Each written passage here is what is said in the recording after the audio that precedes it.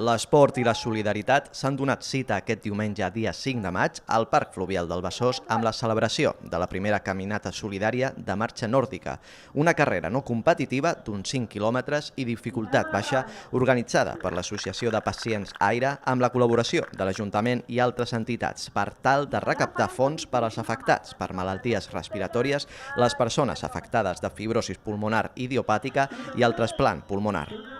550 persones han participat en aquesta modalitat de marxa que consisteix a caminar de manera harmònica i equilibrada fent ús d'uns bastons especialment dissenyats desenvolupant una tècnica concreta que requereix gairebé el 90% de la musculatura corporal.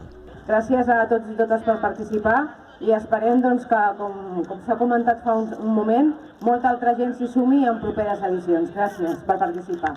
El recorregut d'aquesta caminata popular ha sigut uns 5 quilòmetres amb sortida i arribada al camp d'atletisme Antoni Amorós. La marxa ha continuat al Parc Fluvial del Besòs fins al pont del Peixauet, on s'ha donat la volta per tornar a fer el mateix recorregut.